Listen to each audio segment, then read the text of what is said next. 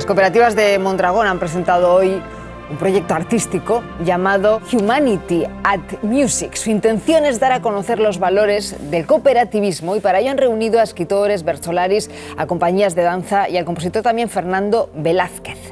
Y